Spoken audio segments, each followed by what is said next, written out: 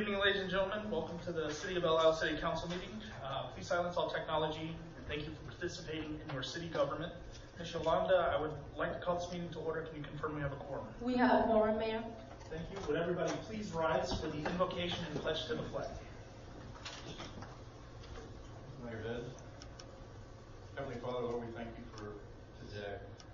Lord, we thank you that we can be here this evening, and Lord, that we can consider what's before us. We pray you just give us clarity of thought and help things to be explained well and clear, so that not only we can understand, but also our citizens will. Lord, we pray you would go before our law enforcement, provide them protection and safety each and every day, Father. In Jesus' name we pray. Amen. Amen. I pledge allegiance to the flag of the United States of America and to the republic for which it stands, one nation, under God, indivisible, with liberty and justice for all.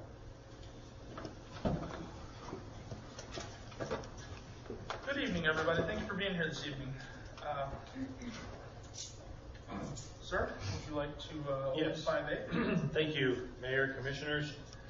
We are on item 5, and then we'll go into A, discussion and potential action on matters relating to the above case. So go ahead, Dan. Yeah, based on the meeting, I don't believe I'm asking the council to do anything at this time, so we'll just move on to the next item. Thank you, Dan. So moving on to presentations, we're looking over the compensation study from Evergreen Solutions. Thank you, Mayor, Commissioners. This compensation and class study is what we brought to the council last year. It started October 1st. I have tasked the chief and Tracy to work with our third-party vendor. Thank you, Britt, for being here. Evergreen Solutions for this comp study. So with that, I will turn it over to the chief. So thank you very much. Thank you. Chief Grimm, thank you, sir.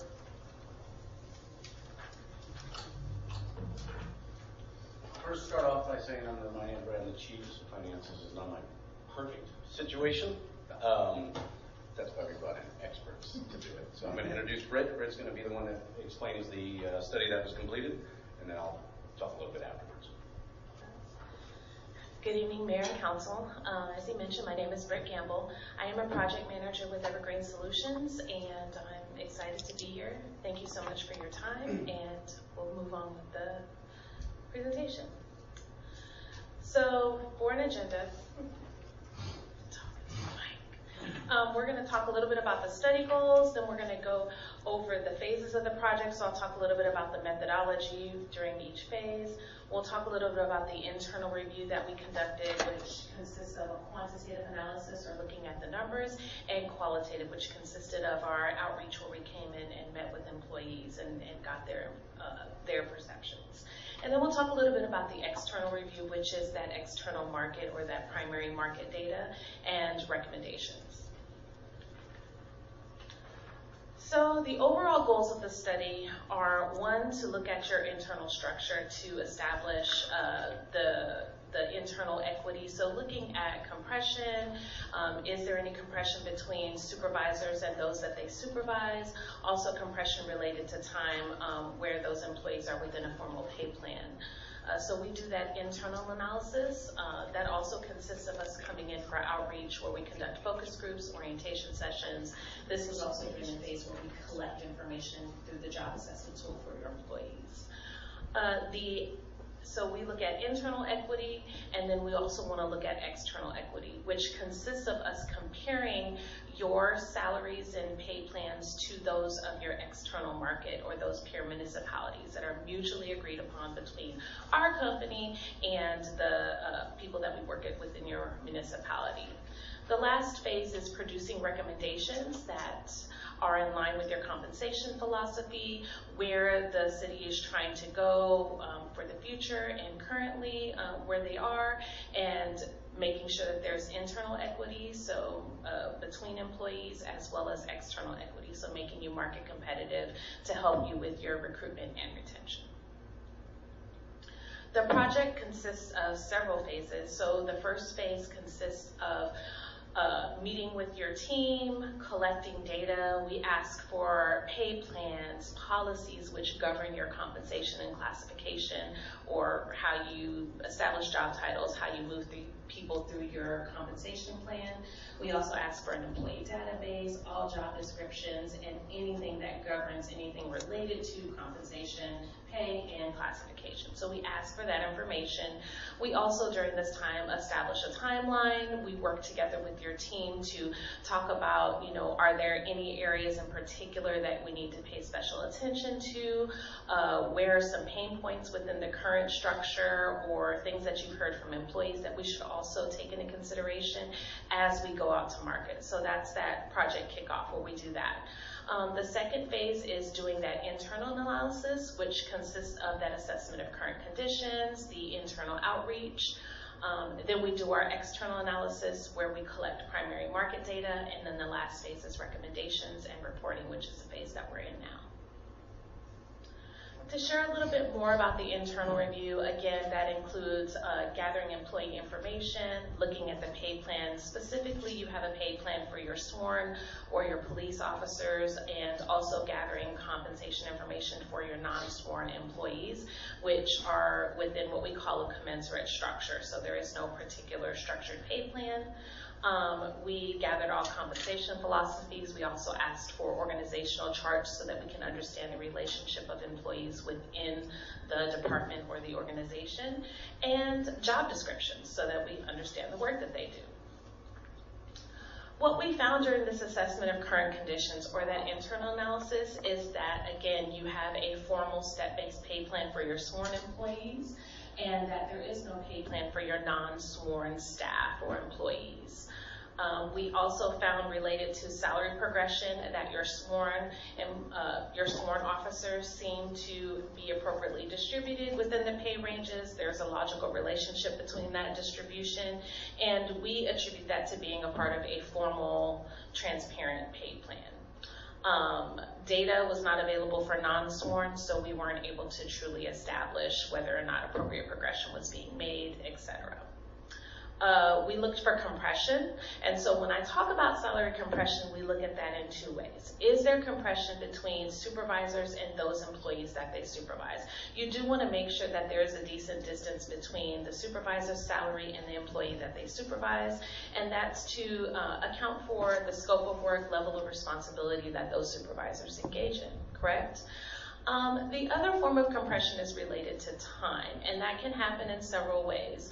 One, if you move your pay plan, that means that some employees who are brand new will start at a higher rate, and then there'll be compression between those new employees and currently, or your employees who are currently there. And that can happen if you don't also move those employees who are currently there up as well. So that's a form of compression. Another form of compression can be inversion, where some employees that are supervised come in making more than the person who supervises them. And that can be a form of compression. So when we speak of compression, that's what we speak of. And based on our assessment, we did not see any obvious areas of compression. During employee outreach, there were, all right, little notes, let's get there. Okay, so during employee outreach, we found that some of the strengths that the employees spoke of were stability, security within their jobs. So you have a number of employees that have been here for a significant period of time. They also talked about the location, so it's very convenient, and also the environment or the culture, so they enjoy the people that they work with. And as you know, that can make a big difference in what you do. Some of the feedback related to compensation, about 2/3 of the employees that submitted through the survey said that there's a lack of internal equity among employees or departments. And again, when you think of internal equity, you can think of, your salaries not being with market, or employees who are performing similar work making different salaries if that time is not taken into consideration. It can be a number of things, but you have the details in the report that was provided for you. In addition to that, 2/3 of employees also felt like the city's compensation structure and compensation methodologies were not in line with market. So there were a number of employees that felt that their salaries are not commensurate with their peers within the market. Related to classification, and to clarify what classification is, that's your job title, the scope of work that you perform in your job title, how you're classified. Is your job title commensurate with the market? So is my title with the market? So for example, you may have an IT manager who performs the jobs of a chief information officer. Why not make their job title chief information officer? That would be commensurate with the market. How does that impact you as a city? Are you going to be able to recruit a new incumbent into that position, the appropriate incumbent into that position, if you have an inappropriate title? So advertising for an IT manager may get you someone who is not as experienced, who doesn't have the appropriate skills, knowledge, and abilities to act as a chief information officer. So that delays your recruitment timeline. Recruitment also costs money, and training also costs money. So you think about all those things and how classification can impact the city. In addition, we had some other internal findings. The current alignment of positions seem to be appropriate for the organizational structure, so the work that they're performing seem to be appropriate. And related to position titles, we found that most of the titles accurately describe the work being performed. There are some that we did recommend some changes for based on what we collected during the job assessment, also information that we got from doing the interviews and the focus groups. And then we found that the finance title did not reflect the full scope of responsibility. We also looked at the public works foreman, which seems to not fully encompass the level of responsibility that incumbent has, and the level of supervisory or leadership. Now we're moving on to the external review, and this is where we collect primary market data. What you see on the board are the public sector market peers that we collected data from. So there were about 20. This gives us a good range of information to exclude outliers and to make sure that we have the appropriate number of matches and overlap in duties for the positions that we're surveying for. We also selected these peers based on size and compatibility, as well as who you actually may be competing with for quality employees. When we looked at the external review, this first table that you look at in front of you is comparing the average actuals of these positions to the pay ranges. So many of your peers did have formal pay plans, which gave us an average of pay ranges, minimum, midpoint, and max. The minimum would typically be the minimum value that you place on that position. The max would be the maximum value that you pay, that one would give that position, or the value of that position. And when we look at this, we found that on average, you guys were about, the average actuals were about 5.6% ahead, but as you can see, there are several positions that were below market. So when you look at the minimum of the pay plan compared to the average actual, you'll see that some were between 1 and 11% below, namely your public works director and your crossing guard. When we looked at comparing the actual earnings to the midpoint of the pay range, so midpoint would be about a 15-year career, the middle of a 30-year average career, you can see that you guys jumped to about 16.9% below. So there's a gap on average for those positions. Where can that be a challenge? If you have long-standing employees that should be at the midpoint of their career, when you think about their longevity, the knowledge that they have of the organization and what they bring, the value that they bring to the city, they should not have that significant of a gap to the midpoint of that career. So you're looking at employees between 10 and 15 years of experience that should be closer to that number. And then you go to the maximum, where you can see the gap almost doubles to about 31%. What this tells us is that the city's salaries are at the minimum value for the most part. You're there at the minimum, but if you want to be competitive and you want to recruit quality employees and and you want to retain quality employees, you need to move a little bit closer to that midpoint, or at least to the 25th to 35th percentile of the market. The next thing we're looking at with this external review is, given that you have a formal pay plan for your sworn staff, you'll see that police officers at the minimum of the market, so looking at their minimum of the pay plan to the minimum value at the average of the market of their pay plans, you guys are about 20.9 or almost 21% below the minimum. So when you think about having your sworn officers, if they can get a essentially 20% raise to go somewhere else at minimum, what do you think that they might do eventually, right? So between corporals are about 28.6% behind the minimum, and your sergeants, they're, I would say, on par with market, so right at market on average. So it gives you about a 16.2% gap. And then you see that gap decreases as you go to the maximum of the market. And this could be because your pay range might be a little bit wider, or the value of that might be wider, or earning potential. So you'll see that gap decrease as you go ahead. But how are you going to get people in if your minimum is that far behind, right? You're not going to bring in a new officer at 20.9% below your market. When we looked at comparing actual salaries, so how much, if I am Joe and I earn however much per year compared to the minimum, midpoint, and max, you see that at the minimum there's a 12.7% above the market, but as you go further into the market, there's a 19% gap. So what it means is how much I actually earn at the maximum can be close to 19% less. For your police officers, it's a 29% gap.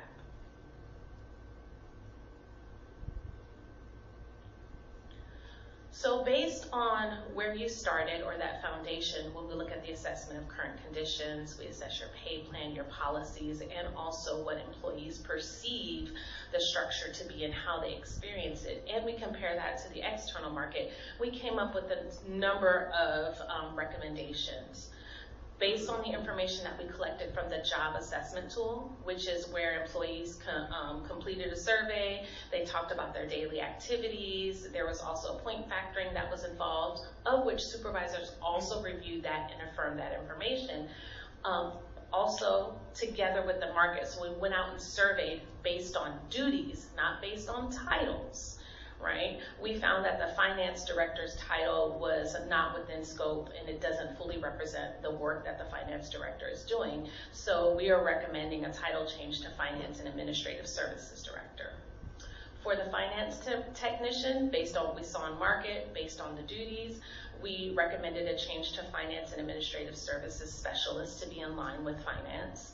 And then for the public works foreman, we're recommending public works supervisor. So those were the three positions that we recommended changes for.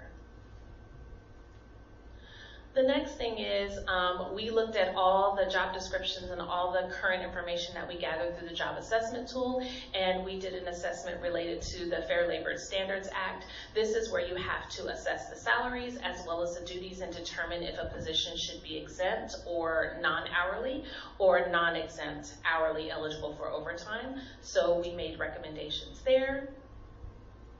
And then the last recommendation, well, the one you're probably all looking for, is we made a recommendation for adopt a market competitive unified step plan for all city employees. The goal with creating a step plan for all city employees, sworn and non-sworn, is it helps with budgeting, so you have a clear understanding of where employees are going from year to year.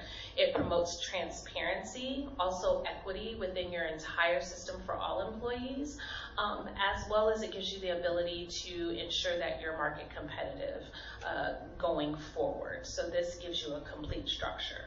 We're looking at 117 pay grades and 21 steps, where step 0 would be entry level, all the way to step 20 would represent those employees with 21 or more years of experience. We're also looking at step increases at a solid 2% for everyone. Between steps, 10% grade progression. So what that means is if I am Joe and I'm at grade 101 and you are Sandy at grade 102, there's a 10% difference between our salaries at that midpoint. So that's what a grade progression is. And then the last part is a range spread. So between the minimum and maximum, there's a 50% difference in range spread. We're also recommending that positions be slotted based on internal equity and external equity. So we looked at your organizational structure, we looked at the market and all the job duties that were identified, and we slotted them within each of the pay grades based on that information. So it's a balance between market or external and internal equity. When we did that slotting and we did the calculations or the based on the hybrid year parity. What this hybrid year parity does is it honors an employee's internal experience and their experience in their current position. So it gives them, so for example, say I was the finance, I've been with the city for 20 years and I was started off as a coordinator and then for the past 4 years I've been a director. So if 20 minus 4 gives us, we're into math together, 16. So I'm going to get 8 years of credit for experience anywhere else, and then I'll get my 4 years of credit for my current position. So 8 and 4 is 12. So we'll use 12 years to do the calculation, but we're also going to give half for any external experience. So what this does, again, is it is promoting internal equity and external equity. We're getting to market, we're accounting for the longevity with the city, the time in their current position, as well as the experience they brought into the city with them. With that projection, it will cost about $337,000, with the average adjustment being about 14% to get you guys with market. The last set of recommendations are really policy-based. In order to maintain this structure and ensure that you guys are moving forward progressively, you're going to want to conduct small-scale studies. So if there are positions with some high turnover, or say a position that has been vacant for a little while and you're trying to recruit somebody for that position, you're going to want to do some small-scale studies to maintain your market value. Every 5 years, you're going to want to conduct a full study to make sure that things kind of don't get out of line. Adopt a formal written compensation philosophy, and this compensation philosophy we think should be posted on your website. That will also help you with retention and recruitment. And then review and revise any policies or practices for moving employees through the current pay system based on the adopted methodology. Any questions? Let's see the questions, Chief. So I would say go ahead and ask your questions for Britt now, and then I'll come up and kind of wrap it all up at the end if everybody's good with that. While they're fresh, right? Yes, ma'am. Commissioner Wolf. Hi, Campbell. Thank you for coming. We appreciate it. I Oh, know no this is a lot of work. My question is more along the lines of raw data that's accumulated to get this information. So, for example, it's, usually, let's go back to elementary school, you do math and you have to show your work, right? You get the answer, but how do you get to that? So, is there raw data that allowed you to compile this? So, for example, it's not like CJAP or something where you would get information on, because this is in percentages, not on salary. So I'm just curious how the data that you received, how it's rolled up into this information, if that makes sense. So when we reach out to the peers, we do ask them for employee databases, job descriptions, pay plans, classification titles. We also ask them for their policies. They provide that information to us on an individual basis. However, when we do collect that data, the reason why they agree to give us the data is because we do assure them that we're not sharing the raw file with our client, that we're sharing that data in aggregate. And we're bound by a federal law called the Sherman Antitrust Act that does not allow us to share our raw file with the client. If it's a public entity, we advise our clients you're more than welcome to collect or do a records request to the peers, but we are bound by that federal regulation that we cannot share that. We can lose our license if we do that. But yes, we do collect that information. We do match so say you have a finance director, we match based on duties in each individual peer city based on the overlap of duties. We like to get about a 75% overlap to 80% in duties in order to find an applicable match to encompass that information. We aggregate it in an extremely large file, and we're able to look at percentiles, averages, adjusted for cost of living, unadjusted for cost of living. We can look at it in a number of different ways. And then we provide the matches and that information or what the average looks like in the full report. So if you're trying to compare finance director to finance director, as long as there's a 75% minimum match, you would say, okay, that meets the criteria of comparing these two positions with that information. Right. But we would say that a finance director in Orlando, city of Orlando, which may make $800,000 or no, look, which may make, probably $300,000, $400,000 a year. That is not commensurate with the duties of someone who works here as a finance director. So we do remove outliers. Okay. Okay. You're welcome. Yes, sir. Thank you for being here this evening. So when you draw your comparison city versus city, how do you come to that conclusion when it comes to the size of an operating budget and the size of an operating city versus a smaller, lower discretion, smaller city like us? Can you rephrase your question for me? So your basis comes off job title, and you gave us comparable cities. So City of Kissimmee has a $310 million operating budget. Orange County has what they have. Yeah. They have what they have. So my curiosity is, what is your variable that you look at between, like you just said, a finance director in the city of Orlando might make $400,000 versus somebody who's in the city of Belle Isle that is much smaller So how do you look at the differentiation between the two? There's a number of ways we can do that. We can do different weights to the salaries as to not, weight the city of Orlando equally with Belle Isle, because while the finance director at City of Orlando is completing the same duties, their scope is larger because they have more employees, they have more things that they have to deal with. So we would weight that significantly less than we would weight an equal or closer valued city that has a similar operating budget. Thank you. You're welcome. Commissioner Lance. Yes, sir. I would think that the larger city finance director would have more folks that are working in his team, have to do less work. Yeah. And a smaller city, say Tracy, has to do more work, so she, in my mind, should probably get paid more than the person in the larger city. That can go either way, because when you think of a larger city, yes, they have more people working under them. That doesn't mean they're doing less work. So I've seen it both ways. I've seen it both ways. Welcome. I appreciate that. Any other questions? Yes, ma'am. Commissioner Wolf. Commissioner Wolf. To piggyback on what the mayor said, of those 20 that you showed, how many would you say are percentage-wise comparable? Like obviously, you've got your larger outliers, but would you say that 3 of those 20 or 5 of those 20 would be comparable to the size of the city and approximate budget? I would need to take another look at the data in order to be able to answer that question, but I'm happy to provide that answer to the police chief, and he can send that to you. That'd be great. I can give you an answer on that. I was looking at that while I was researching over here.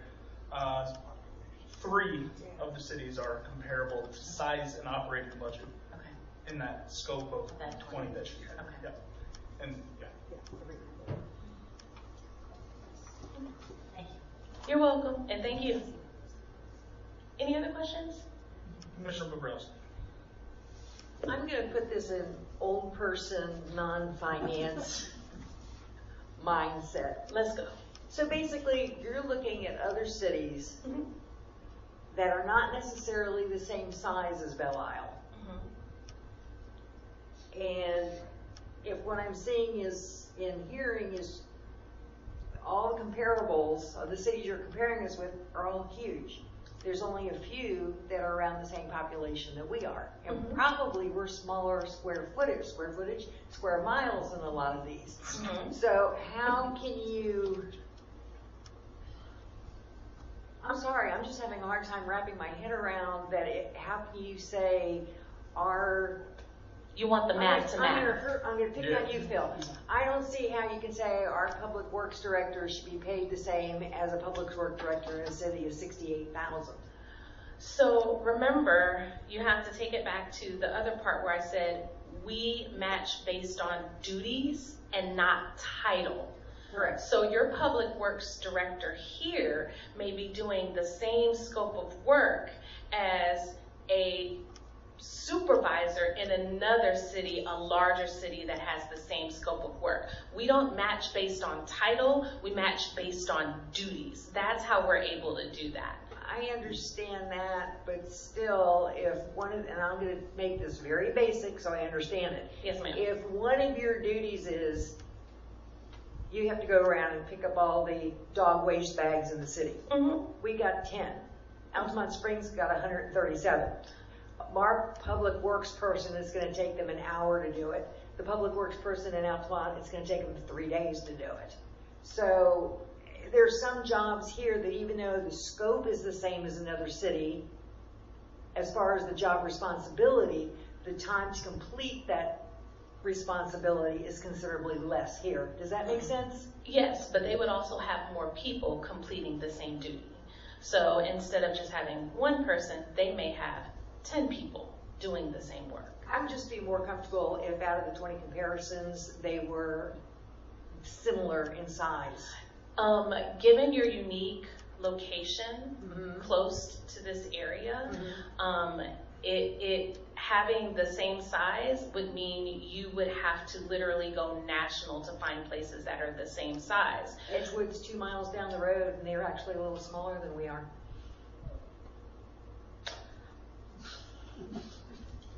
I'm working on the city of Edgewood right now, and we can talk about that offline. But yeah, So that's negligible. the one thing I would say to you is, explain it to me in English. yeah, so a lot of companies, a lot of corporations do this, and in their scope, the scope isn't to say that what Tracy does for our city is the same exact thing that the finance director in the city of Orlando does. It's saying that there are a lot of comparable factors to what Tracy does in the same scope of work that the finance director for the city of Orlando, Orange County, so on and so That's the forth. 75% thing. Correct, and that's where their weighted average, that's why I asked that. I wanted to know what the comparable was when they look at the scope and what they utilize. So a lot of companies do use weighted averages, like for our hotels, we match against a Hilton, but a Hilton is a $5 billion, $500 billion a year company, but we still use weighted averages to say what Jason does is the same as what so-and-so does at Hilton, or in comparison to it. It's not necessarily saying that because City of Orlando pays $400,000 a year, Tracy's getting $400,000 a year. They're saying that she has the same job duties and the same responsibilities as somebody that does the same position to a weighted variable. So what they're doing is they're saying, if it's let's say Tracy's worth $400,000 at the City of Orlando, they're saying, but because of the scope of what we do in the City of Belle Isle, they draw their comparable based off of a weighted average, based off of all of the factors that go into that study. So she's not saying that we're completely comparable. She's saying that their job responsibilities are comparable to what other finance directors in these cities do.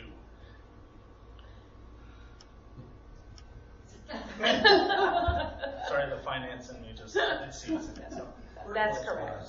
Well, I understand all that, but at what point then do you say they're making $400,000, so Tracy's job is 56% of what they do on the comparable, so her salary should be 56% of that salary? They're looking, Is that closer? They're looking at job duty more than they are necessarily. but I'll let her respond to that. But yeah, they're looking at job duty more than anything. We're looking at job duty. There are other factors that play into that as well. Skills, knowledge, and ability, risk. So even though she's not doing the City of Orlando as a finance director, she still has a similar set of risk here with the finances. And yes, there is a weighted average that we use. You can do that weighted average a number of ways. You can, look at a factor based on the population. You can, there are a number of ways that you can do it. And again, how can I say this? I don't know, it's complex math, and I don't know how to make it simple. I've been doing this for like 15 years, and it's difficult to go step by step. What we're doing is not uncommon. It's common in all industries. You can go to several other companies, and they're going to do it the same way. And she's like, that did not answer my question. Yeah. I can see the look on your face. I get it. No, I think this is a cultural difference. It's a lot of words that some of us that are no longer in the workforce, so to speak, aren't comfortable using. Yes. And it's a little harder for us to wrap our head around it than, Joe in Orlando makes $100,000 a year, but But Orlando's significantly larger, Yeah. whereas this town is smaller. Yeah. So we wouldn't weight Orlando as much as we weighted here. Yeah. We would look at a weighted average for that in order to make sure that it's comparable, especially when you consider the number of citizens and how the fiscal capacity of the organization. Mr. Mayor, are you comfortable with this? Yeah, I've read through a lot of it, and I've been through quite a few compensation studies from a finance perspective, and yeah, the data makes sense to me. Then I will bow to your acumen. Unfortunately and fortunately. And if it wasn't weighted, you would see like a 75% difference if we didn't weight it, if we just did a direct average. Yeah, it's law of averages to some extent, but at the same time, they place certain weights in certain arenas. So they're the experts at it, not me. So I try to stay away from the HR aspect of anything. I like the finance side of things. So Commissioner Barton. Thank you for being here. Oh, no problem. I'm curious, as far as how do you look at benefits from 401k to health plans to, et cetera, like what our city offers compared to other cities? So maybe that's more advantageous to choose the pursuit of our city versus another city because of, you know what I'm saying? Like, how does that play into your process? So during outreach, that was one of the things that the employees mentioned, that they would like to see a stronger benefits package. When we do a benefits survey, we'll have the city fill out a benefits survey so that we have something to compare to. It is a very large survey, and it asks about the number of health plans, how much do employers pay, how much do employees pay, based on, spouse only, child, family, individual, do you have an HMO, do you have a PPO, do you have a HDP, do you contribute to the health savings plan? We also ask about retirement. How much does the city contribute to retirement? How much do employees contribute to retirement? Do you have a 401k? Do you have a 401b? Do you have a 457? Do you have, so we do ask all of those questions. Holidays, paid time off. Do you have, how do you accrue time off? Do you have vacation and sick leave, or do you just only have paid time off and then there's no cash value for that paid time off? I don't like PTO. That's my personal opinion. So we do ask all of those questions and provide a summary based on the average of what we found in the market compared to what you have. And then that decision and determination is made by the city or the plan, because we are not actuaries. So we're not looking at necessarily the details of plan design and how much they're charging for each individual place. But benefits are great. And they matter more to people my age. I'm a lot older than I am. Look, I just still have my baby face. They matter more to people my age because I will be retiring in a few years. And they matter less to some of our newer employees who are coming in, which would prefer to have their pay now versus retirement. So you have to take a balanced look based on your workforce, taking into consideration succession planning. So what employees you're going to try to bring in when your workforce starts to retire, and you build your plan that way. Did I answer your question, kind of, sort of? Yeah, is that That's included in this, or no, that's separate? the benefit survey that was included, and that was provided in the report. All right, thank you. You're welcome, sir. Great question. Commissioner Lance? Yes, sir. I've been in the workforce, employer for going on 47 years. Mhm. Still attend quite a few seminars, webinars, you name it, and so pretty up to speed with it. And I do know that in the past, my generation and say the city manager's generation, We're in the same generation. well, I'm giving you a compliment because you're younger. The pay didn't mean as much. Nope. It was down about third or fourth level, and the other things, benefits and time off and vacation meant more. Today, with today's generation, pay is number one. Yep. They even have a day for it now when they say, okay, we're all going to quit and go work somewhere else. So the pay is number one today, where it used not to be. Absolutely. You're absolutely correct. I was saying, my generation, benefits are more important to me than the compensation, because I'm gonna be retiring soon and I need to be able to live. But my kids, my grown kids, don't care. They want their money now. They job hop every 1 to 2 years to try to get increases in their pay, and they're not thinking about their 401k or even health benefits. And a huge factor, and you had it up on the screen, was in the maximum down 19%, 22%, 25%. You need that when you're getting ready for Social Security, because you need that higher 5-year average. And if you're not making that, when you retire, you're going to make less money in your Social Security. So that is very important as far as I'm concerned. And that supports the benefits of having a transparent pay plan, a step plan, so that you can plan for budget. Employees know exactly where they're going into those steps, and your current workforce can plan for that. Plus, if you don't pay the going rate or whatever, something similar, my experience is we know what we have, we know who's working for us, we can work with them and adjust and train and teach. Whereas if you lose them to someone who's paying more, you don't know what you're going to get. And the cost of training, and in the police department's case, with all the gear and everything they have to have as well, not just the training, will probably cost more than what this increase is going to cost. That's correct. And you think about your foundational staff, who also administratively keep the city running. Imagine not having that optimal recruitment salary, and when you have that succession, you're going to get someone who's not as experienced, and you open yourself to more mistakes that could be detrimental to the city, and the cost to train them. Who's going to train them to do this? Thank you so much.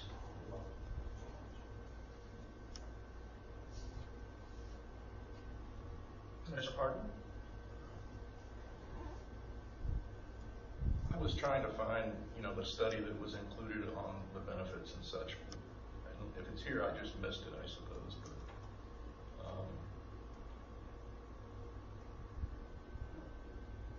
is there something here that you guys know? It didn't include, sorry. Yeah, this is just classification and compensation. It's not benefits. It's not benefits. Yeah, it's not. That was my question, did it Yeah. include it? I apologize, Yeah. Commissioner Park. Okay. It was just classification and compensation. It did not include a benefits survey. So Vice Mayor, if we need to look Be at happy that, to do it for you. then we can go through that process after this process. But we want to do one at a time, not to overload, if you will. Thank you. Thank you. Yeah. Compensation studies are so that you don't get lost in the mud. Like you don't wear yourself out, and the next time you do have to hire for these tenured positions, you're not so far off the grid that when somebody interviews and they look at it and they go, "You're offering me what?" And yeah, no thanks either. That's really what they're for. They're to keep you current with current market rate and to maintain appropriately where people are working at. So. Commissioner Lance. Compression. I've Yes. never heard that term before. I've dealt with it quite a bit. When we had the referendum for minimum wage to go up $1 every year, well, guess what? That didn't just mean that the minimum wage folks went up. Because of compression, everybody else wanted to go up as well to keep that gap because it's only fair. Minimum wage created compression. Yes. Yeah. Could have. In most cases, yes. Are there any additional questions? Does anybody else have any more questions for Ms. Campbell? Commissioner Smith, sir. Thank you, Your Honor. I just want to say thank you. It was quite fascinating reading. You guys are obviously know what you're doing because you put a lot of work into it. This is complete one. I've seen several in my career. This was one of the most complete and concise and easy to understand when you read it. Thank you very much. Thank you. Right. Okay. Thank you, Ms. Campbell. We appreciate Thank you so much. Yeah, thank you very much.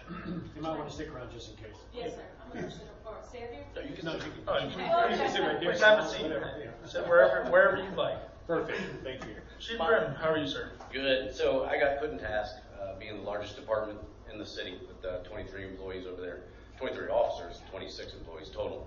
So mine's just a little bit more from the heart, Mayor and Council. Tonight's salary study is not about a single department, it is about it citywide. It is something that we feel needs to be done. It was asked for by the Budget Committee. You guys approved it. We put it on the agenda for last year. It came into this fiscal year. And the last time we did this was in 2016. And because I was here during that, I was actually half in Africa, half here, we didn't end up doing anything with it. So we got the information as a city, and I know many of you weren't here, but it provided where we should be at that market. We probably wouldn't be here today had we done something back in 2016. And we've seen where that kind of puts us behind the 8 ball. We were doing that with the police plan until we finally got a plan that got settled in, and that helped out. And tonight's not about whether the council values the employees. We know they do. We know you guys have been here for us. You guys always support us. It's about how to move forward for compensation for the employees that are here now, and how to move into the future. Because if you look around, there's a lot of us that aren't going to be here for the next 10 years. And so compensation is much like an infrastructure.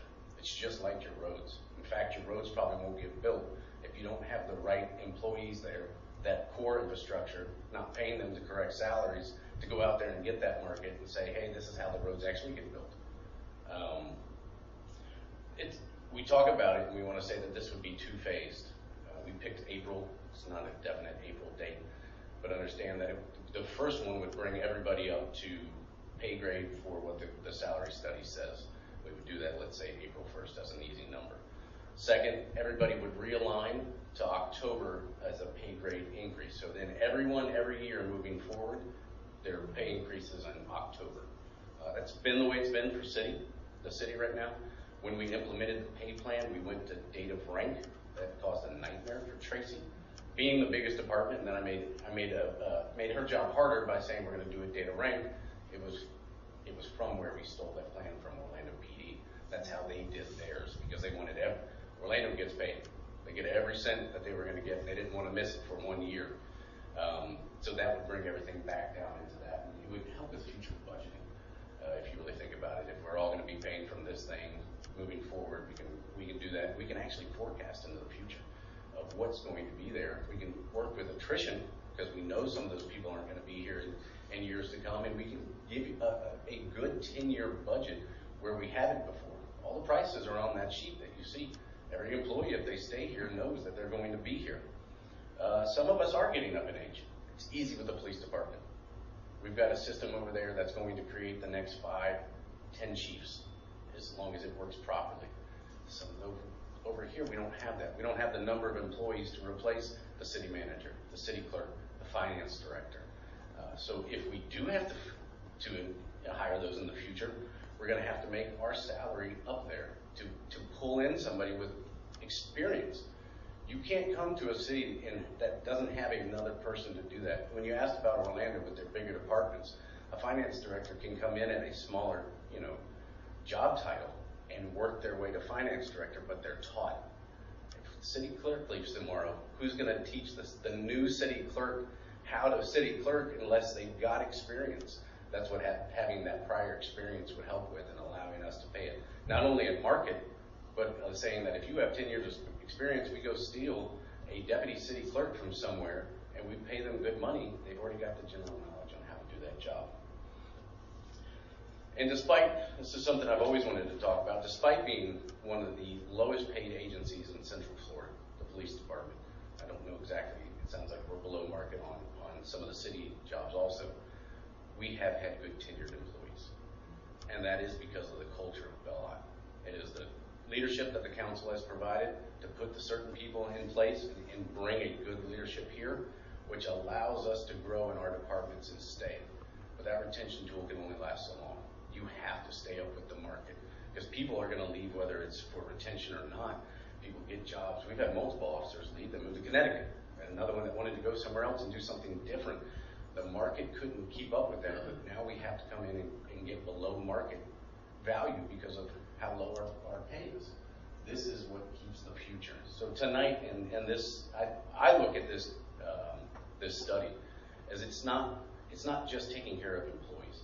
It's taking care of the citizens of this city 10, 15, 20 years down the road, because that's what a pay plan does, and allows us to hire the people that are needed to be hired.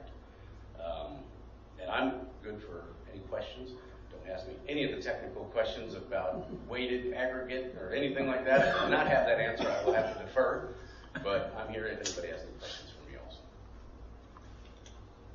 Commissioner Wolf. No, it's your job. I know in corporate America, it's churn, right? If you lose someone, and then that cost is exponentially a multiplier of replacing that person. Would you say it's 4 times, 5 times, 6 times if you're losing an officer, even if it's a mid-range officer, to get someone in to replace that based on everything that they've accomplished in that current position? It can even go higher, because it's with the new cadet program that we're doing. If we hire on a person, yes, we give them the 3-year, you have to stay with us, but there's ways to get out of that if they had issues or something, or if they didn't work out.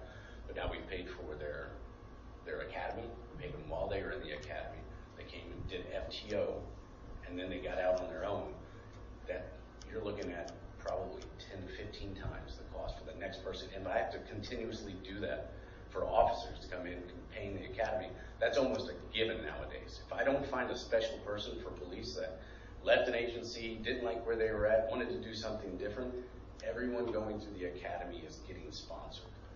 I've been to some of the classes. I walk in as a chief. I say, hey guys, who needs a job? They all say, nobody.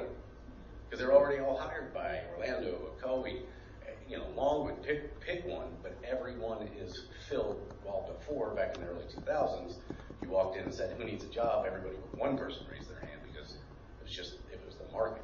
So yes, we are having to invest way more to get a potential person prior to even getting them to the job. Did that answer all your questions? I talked a lot. No, good. Thank you. Commissioner Lance. Plus, it takes your time, other officers' time, not just the monetary amount of the training, but your valuable time when you could be doing something else to protect the city. And I would think when you mentioned that it's for the citizens as well, maybe I'm wrong here, but I think I'm right. It's more like investment spending. Absolutely. For the future.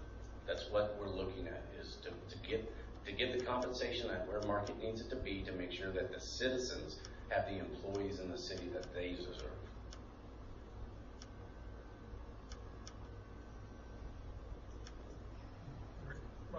City Manager, do you have Thank you. I just want to say thank you to Britt, thank you to Tracy, thank you to the chief for all working together to bring this information to the council and the information you have in your packet. Like Commissioner Smith said, it's really good information, and it shows a lot about what we do here and where we need to be. You'll see in your packet on page 21, we have our cover sheet, and we do have a staff recommendation, and we do have a suggested motion. I would like the commissioners to look that over. We think it's prudent to move forward at this time with this particular with this particular type of thought process. But like I said, that is a recommendation coming from, and I'll call them the class and comp group that is doing this and putting this together. So with that being said, I just wanted to bring your attention to the agenda sheet for what we have on there. If that is something the council would like to do at this time, and moving forward, but you'll see the rest of it there. So I just wanted to state that. So thank you very much, Mayor. Now I'll turn it back over to you. Commissioner Bertoli. Thank you, Your Honor. With this plan here, say we went ahead and accepted this, okay, and there's different pay grades and all, and I feel everybody should make a decent wage. But what does it bind us to? I mean, so next year, let's say we gave them the mid-grade or whatever, okay? Now, what's going to dictate their rate the next year? So by, are we going to say, oh, well, these communities are making this and we're going to take an average of it? Or what are we going to base it on? Cost of living? So no, the way that it would normally work is you have a pay grade that they provided, and then it has a step program. So those step programs continue for the next fiscal year for each grade, for each person, based on when they're in that slotted time. They're not suggesting that we have to go and see what other communities are doing or other cities are doing for at least another 3 to 5 years. That's basically what we did with the police plan for the last few years. We would give it 3 years, see what the market's doing, and bring it up. A fail with the police plan, because police salaries have gone up throughout the nation quite a bit, is we kept falling way behind on the police plan. This has gone out there and adjusted that for the market for both, and I think we'll slow down paying the police here soon. I don't think the other market grows as fast as for finance directors, city managers, city clerks. I think that grows at a slower rate, and the compensation study that they provided has that worked in, but you still every once in a while have to go back out and see what the market's doing.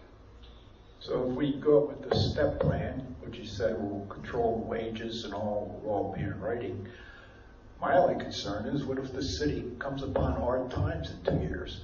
So just like with our police plan back in the day, I need to rename that, that's too many P's.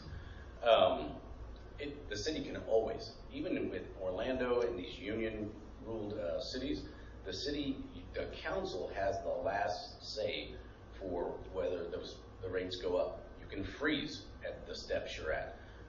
The cities understand that. The city employees understand that. If it's another 2008 and everybody's strapped, we're not going to expect those increases as much. Maybe the COLAs go down. You start with that to help out with it. You don't add those increases. And if it gets really hard times, then you can look to freeze those steps and you hold people there and hopefully to gain them back. Because you got to think too, if you're going to hold somebody at step 10 for 5 years because hard times have hit the city, you're going to have to pay to catch them back up when we get back into the positive. I understand that. Maybe a question for the attorney. If you approve this plan and they're on a step plan and they have it, then you tell them, oh, we're on hard times, you're not getting your raise. Does that leave us open for a suit? Well, you put language in the approval document that accounts for that. Every year you do a budget and you're approving the maximum pay that you're paying everyone. You just make sure that you approve the step plan with that language that accommodates freezing and annual discretionary budget appropriations. Okay, thank you. It answers my question. I didn't want the city to get in a position, then you tell somebody, well, we're on hard times, you're not getting a raise this year. They say, well, I was promised this by this plan and I'm going to sue you, I think most employees know that the city's always had that power if you've worked for cities for the longest amount of time. Okay, thank you. Commissioner Lowell? Oh, sorry, I didn't see his name. Vice Mayor Park. Hi, thank you. So what exactly are we asking for? Are we asking to adjust the minimum, the midpoint, and the maximum to all recommended, or are we looking to just move the midpoint up? Basically, what we all want to know is what it's going to cost, right? Right. That's usually where we're at. And you know, like, what are we asking for? To move to the midpoint, to match everything that's been recommended, or just what? So did you see the part in there about the hybrid? And you may have to jump in and explain Yes, some of this. 337,404 does not include benefits, 14% up. Right, that's the one that puts everybody, not just specific, not everybody's gonna be at midpoint. So some people, Carlos, we just hired on, he's gonna go to the minimum, and the minimum would be increased to those pay grade numbers that are there. While some people, they're gonna take their hybrid years and they're gonna have that, for me, example, 3 years as chief, 10 years not as chief, as deputy chief sergeant, lieutenant. So you would have a total of 8 years, because you count that 10 and a half, that would put me at 8. So that way, everybody gets put where they're supposed to be based on their years of service and prior experience. So I can't tell you that it's not one person goes to midpoint or not one person goes to minimum. Mm-hmm. It's based on their job. And it's a new pay plan, so we're not moving. Right. Sorry. It is a new compensation structure, so there's no crosswalk from the old structure. It's a completely new compensation structure where employees have been placed based on their duties and the organizational structure for the city. And their time and so forth, all those things go into that. Yes, sir.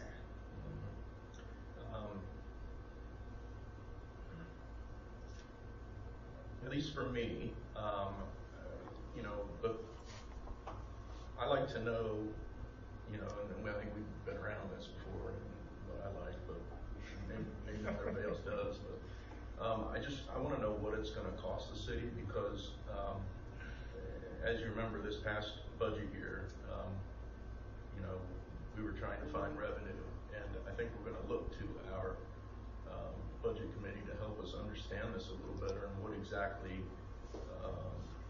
it means for us, because this isn't just a one-time, it's every year after that.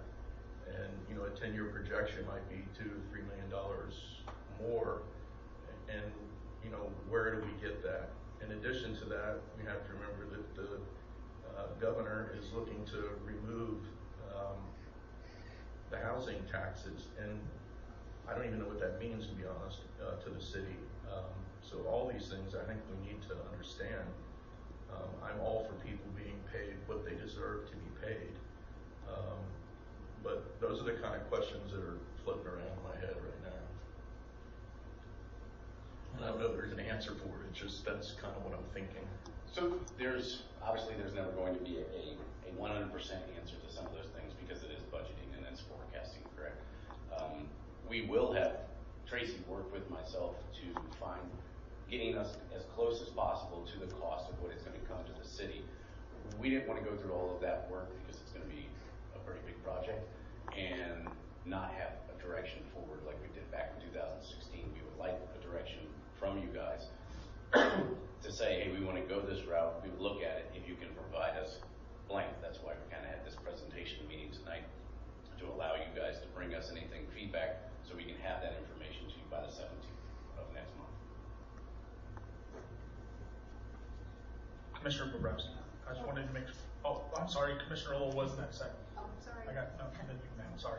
Well, I was actually gonna make a motion, so if you prefer to, do I make the motion? How does We that- make a motion, we can have a second for discussion as well, so. We don't need a second for discussion, but we just need a second. Yeah. Well, yeah. Sorry. And then we can go from there, whatever. I move to accept the classification compensation study findings and direct staff to prepare a phased compensation alignment plan that adjusts positions to market and transitions all future step adjustments to a uniform October 1 fiscal cycle, with fiscal projections to be presented on the March 17th for council action. Second, Commissioner Lyons. Now, instead, is there any more discussion, as the mayor would say? Do you guys want to make some comments? You can go ahead and do that now. Commissioner Bobrowski, my apologies. Thank you. I just want to make sure I have my head wrapped around this, and I'm pretty sure I do. The motion basically says we're accepting the findings of Evergreen. Yes. Yeah, thank you. And now we're just instructing staff to tell us what this is going to cost. It's not locking anything in at this time. It's just allowing staff to continue on. That's correct. We're giving them guidance so that they can go through the motions of telling us what the potential ramifications could be. Perfect, thank you. With a requested action on the 17th, once all that information is provided to you, not to kick it down the road anymore. If you got the information, you guys are pleased with it, let's make a direction on the 17th of March. Commissioner Smith, sorry, sir. Thank you, Your Honor. Has the, or will the Budget Committee be reviewing all this prior to the meeting on the 17th? Only if council directs us to do that. The initial presentations always come to council because this is something you guys approved.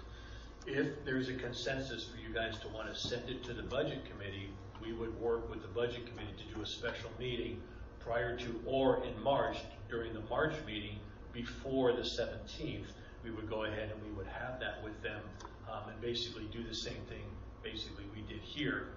We invited the Budget Committee members to be here tonight so they can hear the initial presentation and your comments prior to that. Obviously the chairman's here so he could basically run that. But we only are going to take it to them prior to the 17th if you guys direct us to do that. Or generally send everything to them. Yes, and they're gonna see it anyways, Commissioner. I mean, if you guys say you approve this and make this happen with the cost, it would go to the Budget Committee anyways. They would see it in the budget as part of the expenditure going forward for that new fiscal year. But like everything else, you have sent these types of things to the Budget Committee for their recommendation. So if you choose to do that, we're good with that. Commissioner Lyons. In this case, I don't believe it's necessary, in my opinion.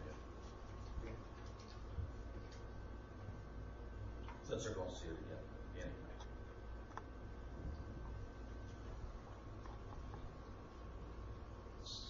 So, Question? any further, yep, sir. Question call for? I was going to. Sorry, my brain is moving. It's just not moving very fast today. I apologize. It's your end at where I work. It's just, sorry, I understand.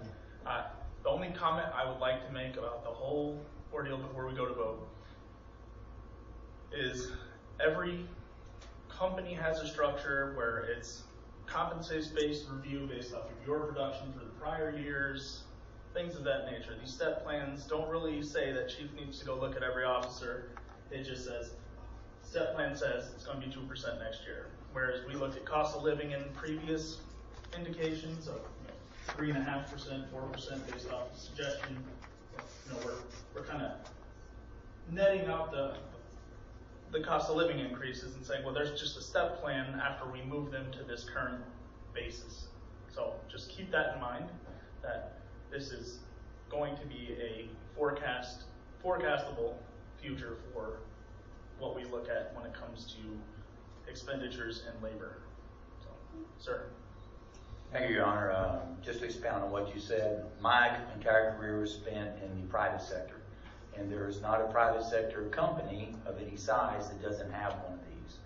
So that when you hire somebody, they know exactly what to expect, when to expect it, and you can also sit down and have a third person of Tracy run the numbers, and the numbers be right.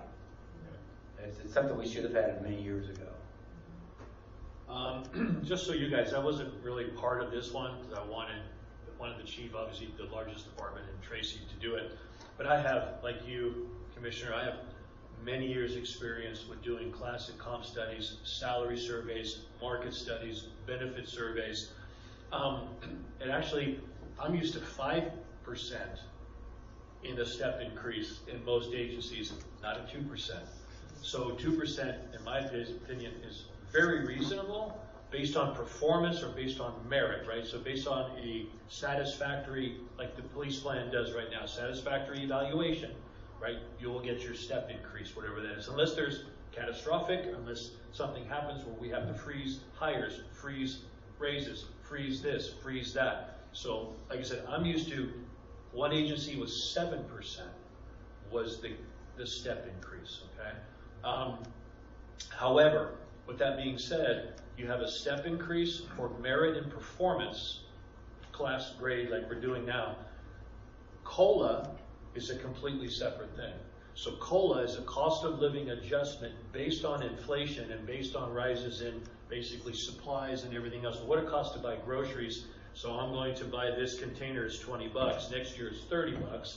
The cost of living adjustment will help supplement that, but it doesn't meet or match what a step increase. So for non-sworn, for years, the only way non-sworn, and since we've been picking on Tracy on that, we'll use Tracy as an example. But you got to take Tracy and Phil and Travis and me and everybody else out of it. It's the position of the finance director and a position for the future, as the chief said. So without a step plan like this one, and without a pay plan, that particular department or that particular position never gets a raise based on performance or merit unless there's a cost of living adjustment, right? So the cost of living adjustment, if you don't give that, then that position would never get a raise. That position would never get a reward for performance, right? So 2% is fairly reasonable, right? For doing a job for a whole year and doing it satisfactory, fairly reasonable.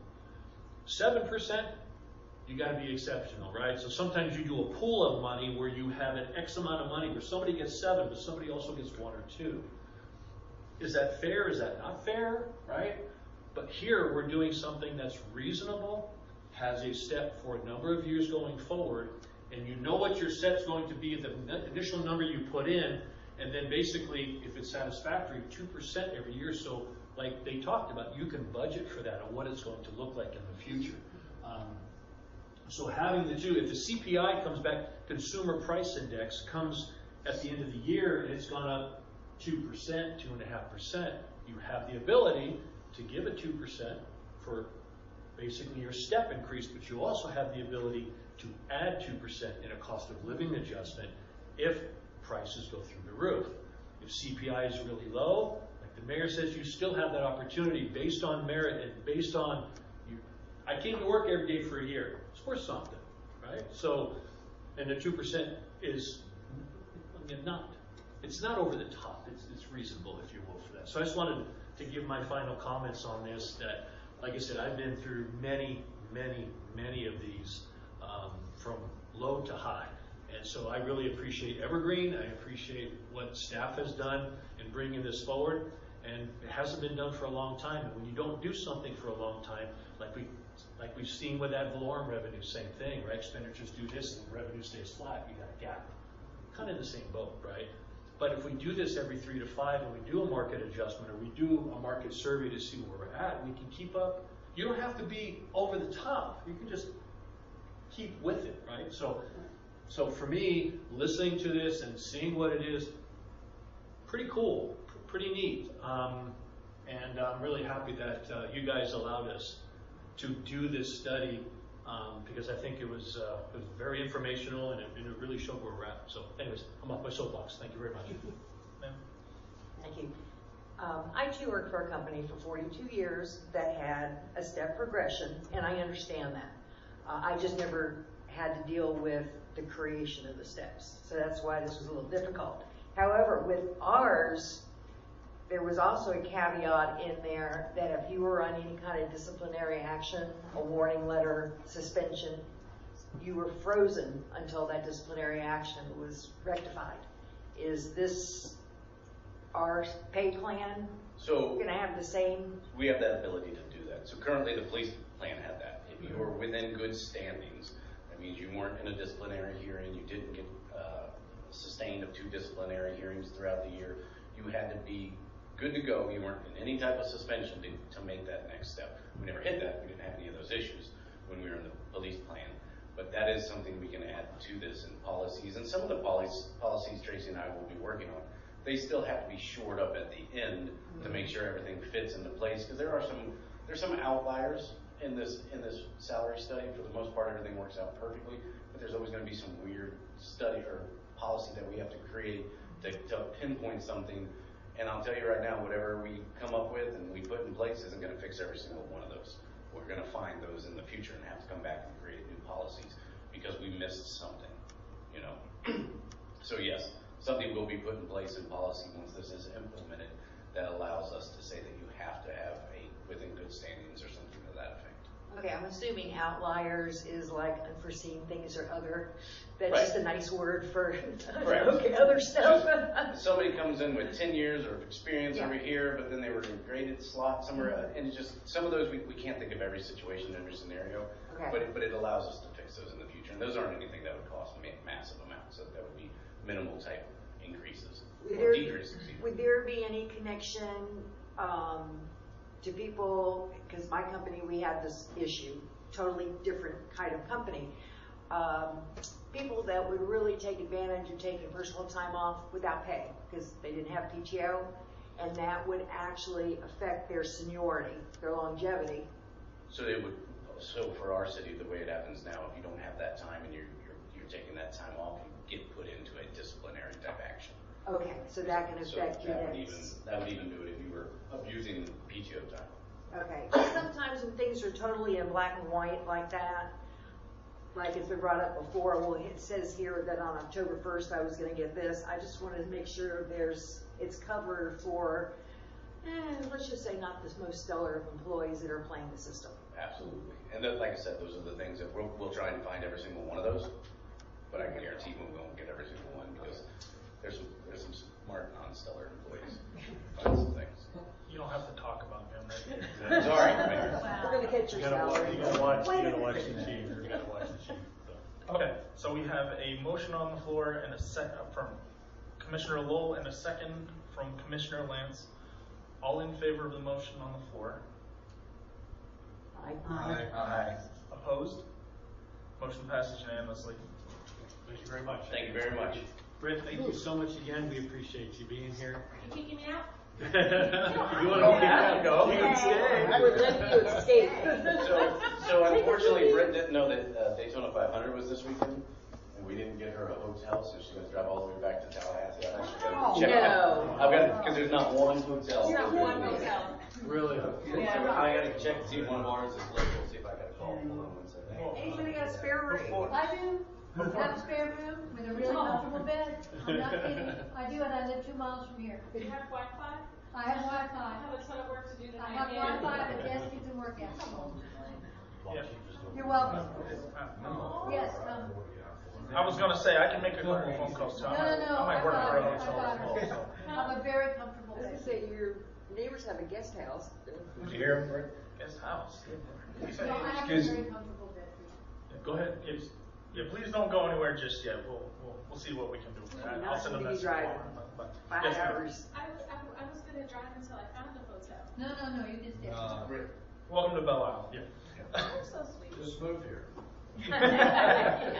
Okay, we're moving on. All right. Public comments. There are no public comments this evening, so I'm going to open and close public comments right out of the gate. We're moving on to consent items. These items are routine. One motion will adopt them all unless the commissioner requests before the vote that an item be removed and considered separately. I can't pull it, but I would love for somebody to pull it for me. You can't do that. Yeah, I'm just kidding.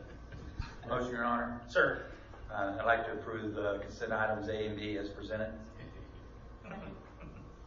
And a second from Commissioner Lowell. All in favor? Aye. Opposed? Motion passes unanimously. All consent items were adopted. Ms. Yolanda, please adopt as such. Moving on to unfinished business A.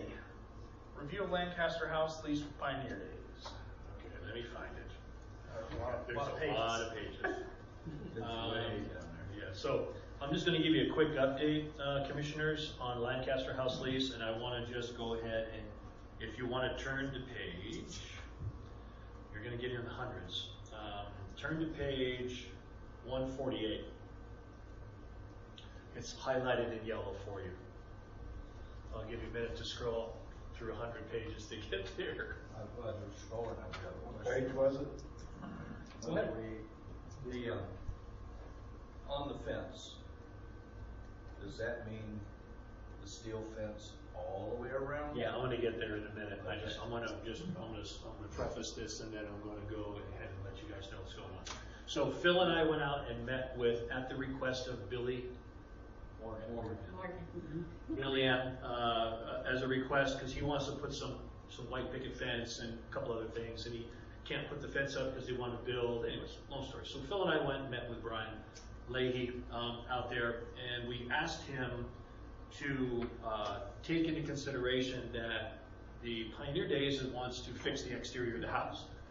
They're afraid that they may run into the new fence if they have to put the new fence up per the amendment that you guys approved from CCA, which said before construction starts, it needs to have a perimeter all the way around. So we basically asked Brian if we could, first question was, could they put the fence up after? So by the time we got said and done, their new building, if you haven't been out there and seen all the tilt up, pretty cool stuff with the crane they had. So the building is up and they're doing structural steel right now.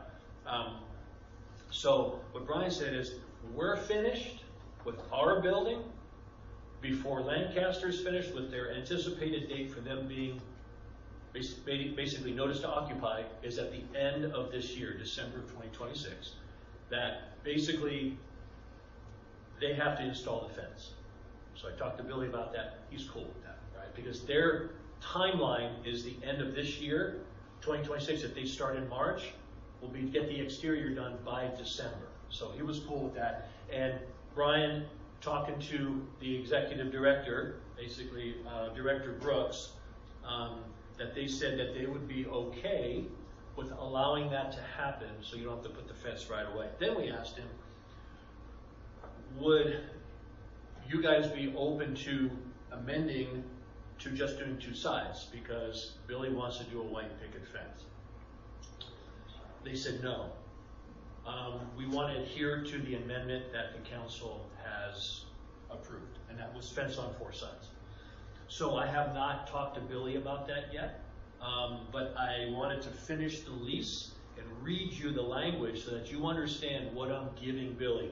Everything in this lease is what we've already talked about. Start date, Commissioner, the dollar per year, all that's good. They're cool with all that. I changed all the wording for restoration for their needs, but I want to go ahead and read this really quick so that you understand. Fence installation.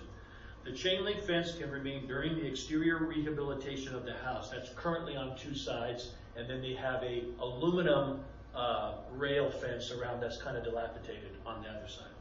But chain link fence that separates the 2 properties will remain. The correct fence installation needs to be completed by the time the new CCA gym opens or the exterior of the house is finished, no later than December 2026. The leasee at its expense, shall cause the permitting and installation of a 6-foot high steel fence, I listed the fence name there, end gate along the Lancaster House parcel, including all areas contiguous to the leased property to maintain the perimeter and separation of the premises. Fancy words to say all 4 sides, okay? As per Amendment 2, Section 3 of the CCA contract, which the council approved, the fence should match existing fencing of the adjacent Cornerstone Academy, which is a 6-foot high fence now, wrought iron steel fence of the Montage Majestic 6. I pulled this language out of the amendment and basically massaged the language so that it reflects what the amendment said and basically what CCA has told us that they're willing to accept. What I wanted you guys tonight is just to see it, and this is the lease agreement I'm going to give Billy so he can take it to his executive committee, and then he would like to come back and basically ask you guys probably a few questions on it. But I wanted to give you guys an update that the lease has been completed in a draft form, and it'll be sent to Billy with this language. So, any questions? Commissioner Lance? So, you've already asked the question about the fence. Mm-hmm. You give it to Billy, goes to the board.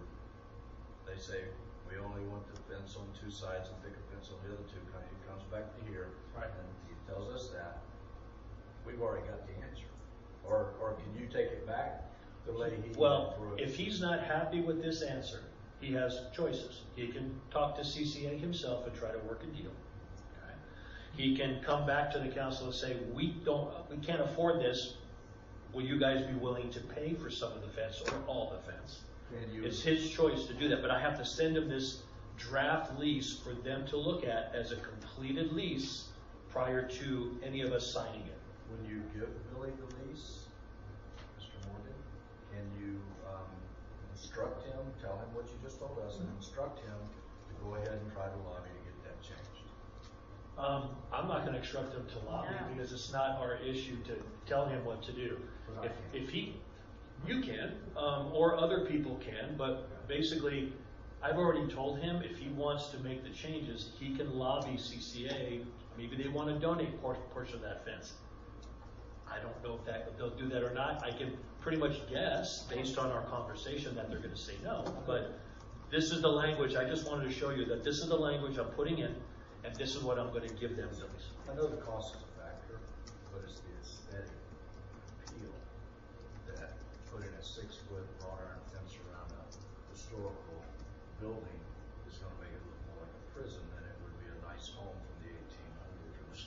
Well, so what I'm used to is when you set a perimeter around something, you're actually designating that to be a historical site. So in a lot of time because in Texas I had a boot house and a hat house. That was a big deal, right? Literally looked like a boot, people lived in it, and literally looked like a cowboy hat, and people lived in it. It was on a main drag, right? So when you do a monument, what do you put around a monument to designate it as historical? You put a fence around it, right? So putting the 6-foot perimeter fence allows security from kids from messing around. It also allows for any kind of vandalism, and it also designates that place. So I have a different perspective. I think of it as it quarantines off that, so it makes it maybe even look more historical. There's going to be gates to get in and out. So maybe a white picket fence on the exterior of that 6-foot fence. I'm just letting you know what we talked about, and that's what I'm going to give them. So, but I do appreciate your comments. Commissioner Hart, sorry. Thank you, sir. No disrespect to you, sir, Bobby, but you might be too close to this. I've already asked that question, so Well, as long as I'm not financially. you should not be talking to him on behalf of the council. You would need our permission to go and talk to him about what kind of fence you want to put around it. I won't say no. You know, we agreed long ago that this was the plan. We're going to put a fence around the place because that's what the school wanted, so that we could bring the thing together and get it done, because it had lingered for about 7 years. So we're not going to put, in my opinion, we should not be putting any more stumbling blocks in the way to get this done. Basically, what can be said, if he has any questions, he can ask the city manager, and he can easily tell him that he probably should just pay for the fence so that we can move this thing down the road, because Bill is not going to change his mind, I can guarantee you. Not your lifetime. Yeah, it'll be long after we're gone, or after someone sets fire to it. Yeah. So it's not the cost. Yes, there is a cost factor. It is absolutely the cost, and I hate to disagree with you, but Billy told me flat out they don't have the money, and he told you guys when he came they don't have the money.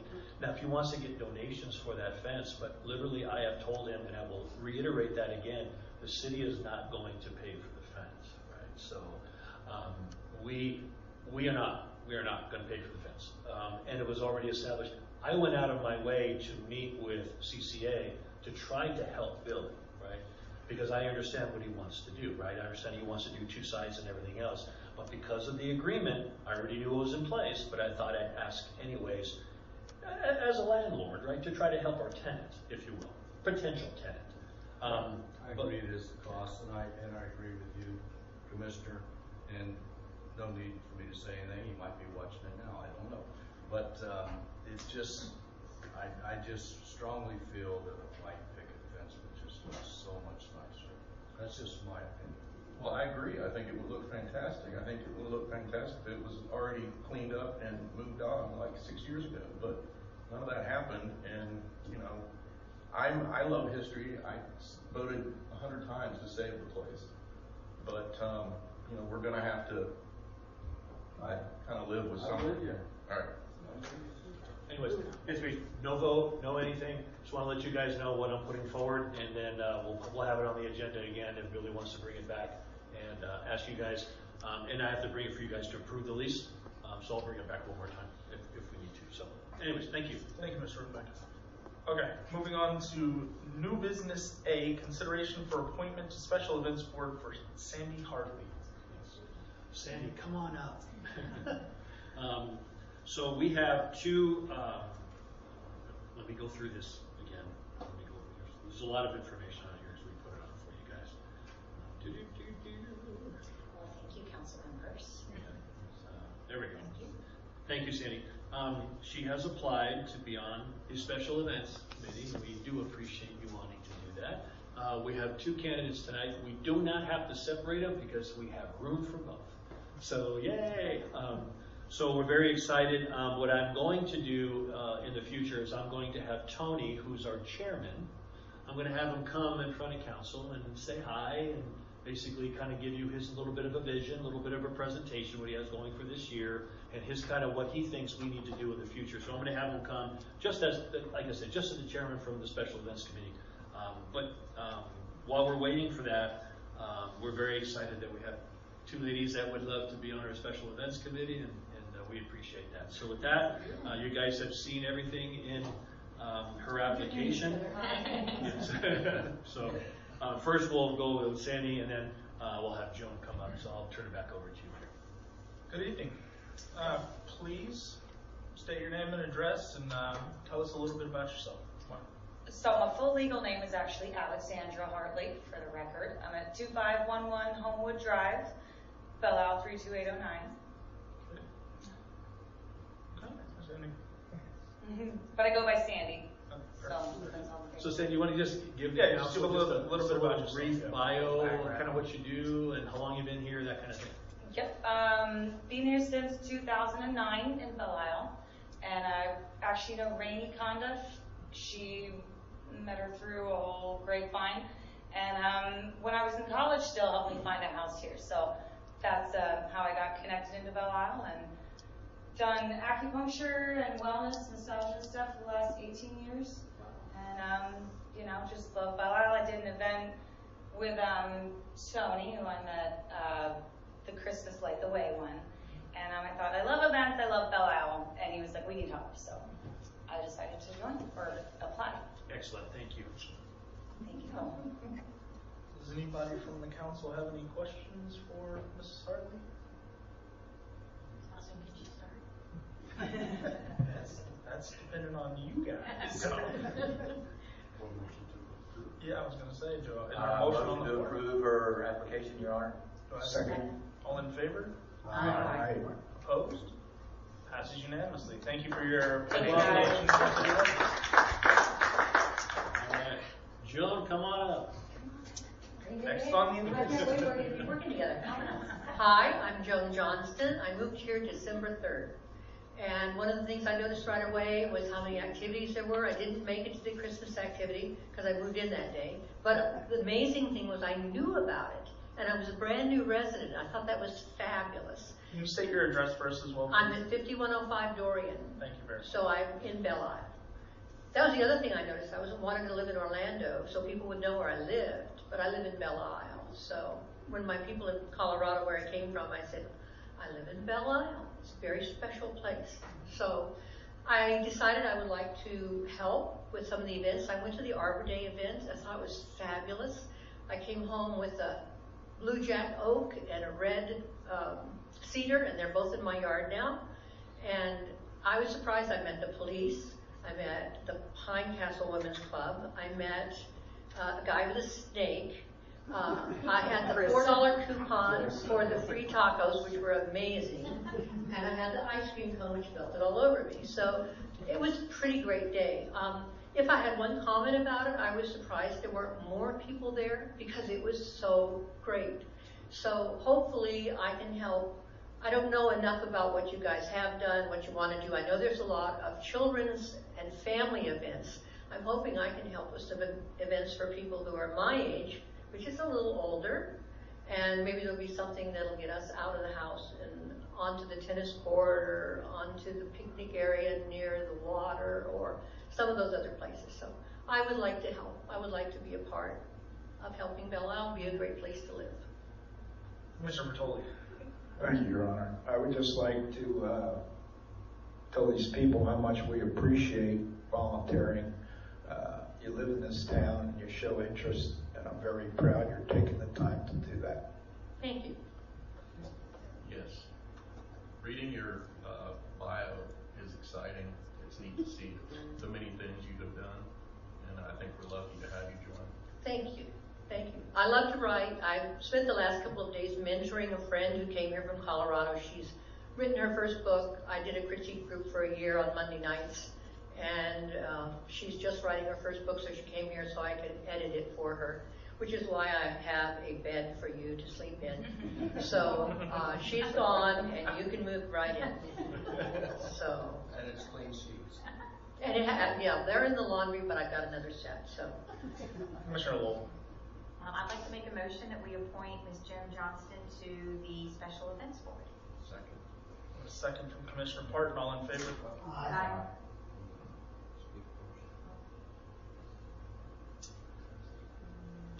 Please, yeah. I'm gonna let Commissioner Lynn speak. Since we normally have discussion after. So, Yeah.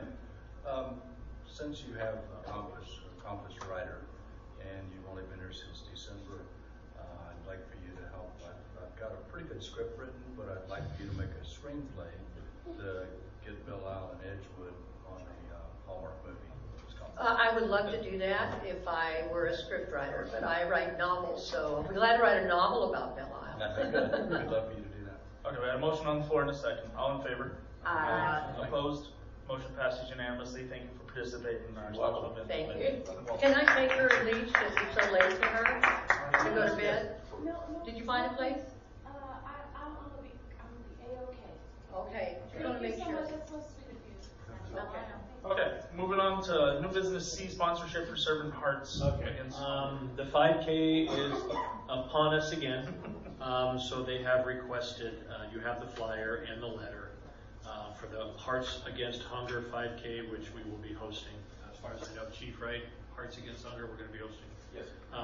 So basically, the opportunities are here: diamond, ruby, platinum, and what other one? There's on the other side. You don't see the other side. Sorry about that. But there's 500, 1,000, 2,500, 5,000, 7,500. Yeah. So we'll go ahead and whatever one you want to do, I'll go ahead and use that for. And I do apologize, we didn't get the back page on. But basically, it's 500, 1,000, 2,500, 5,000, 7,500, and 10. And I believe last year we did, I think it was silver for 1,000 is what we did last year. Commissioner Bertoli? I was just going to ask what we did last year. Yep. Answers that question. Commissioner Lynn. What did we do for Pioneer Days? How much was that? 1,500. I think it was 1,500 for Pioneer Days, or was it 1,000? I'm sorry. Whatever it is, I'd like to match it. Well, there's no 1,500, so it's either 500, I think 1,000, I think 2,500, and then 5,000. I believe. Like I said, I apologize for the back page. I don't have it. It's in the yellow folder. Yellow folder. Oh yeah, thank you, Lonnie. Okay. Bronze is 500, silver is 1,000, so I was right. Gold is 2,500. Again, I was right, and then everything else. So, like last year, we did silver for 1,000. Thank you, Chief. Commissioner Bobrowski. I'd like to make a motion that we sponsor the Servants Hearts 5K Against Hunger at the silver level for $1,000. Second. Any discussion?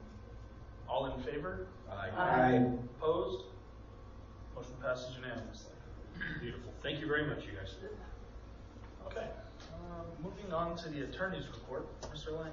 Yes, I do have an item. So in the second meeting in January, we brought to you a resolution to implement a dispute resolution proceeding with Orange County concerning maintenance jurisdiction over a portion of Jetport Drive.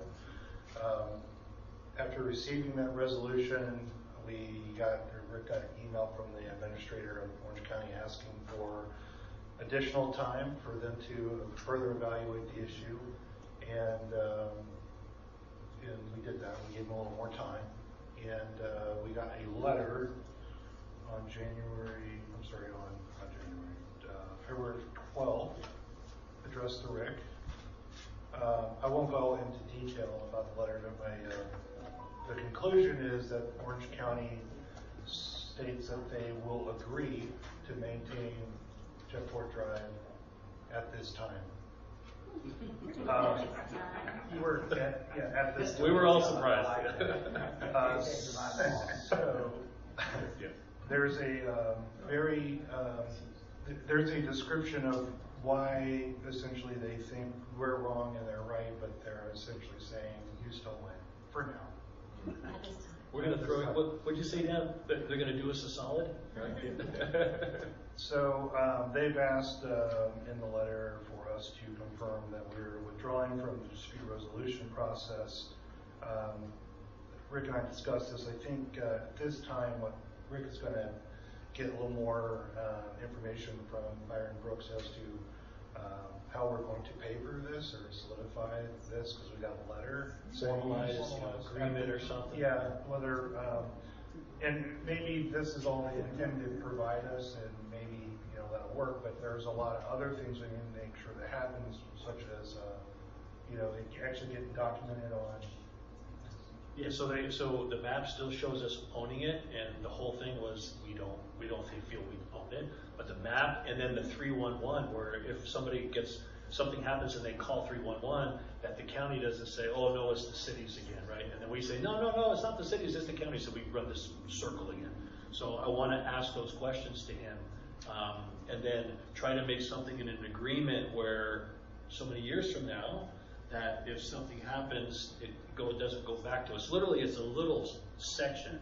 It's county, city, county.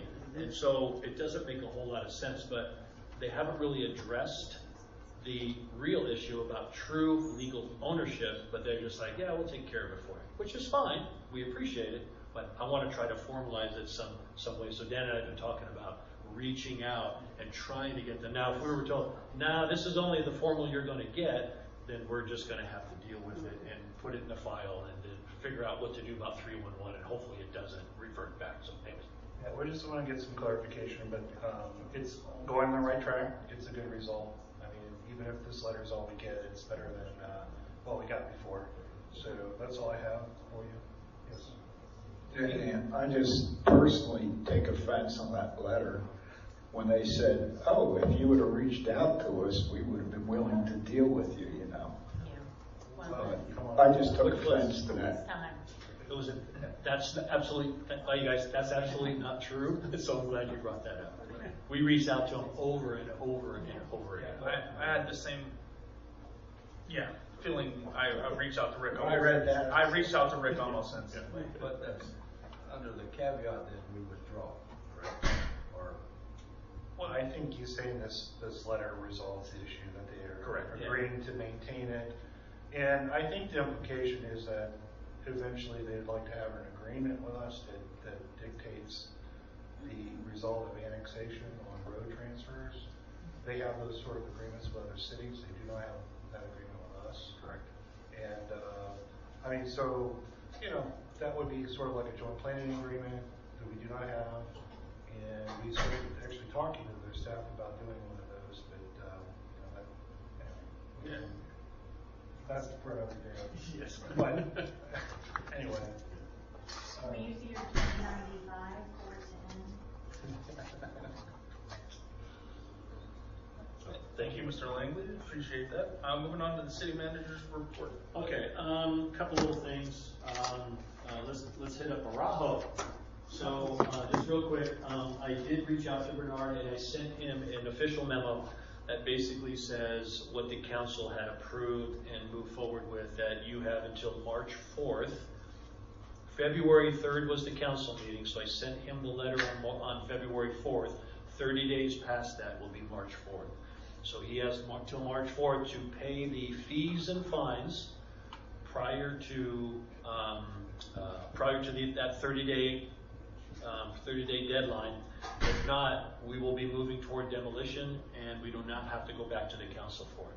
He wrote me and said, well, can you write me a letter that basically says that the council will give me time to build the house so I can get my loan? I'm loosely paraphrasing. I said, no, I'm not going to write you the letter, and council is not going to give you extension until these fees and fines are paid based on the last meeting. Thank you. Did you not just say that he needs a letter so that he can get a loan. Did he not stand right there and said, I have the money? Yes. Pardon me. I'm sorry, keep going. No. I'm just confused every minute. It's in your moment. I appreciate you making sure you understand all the details. Yes.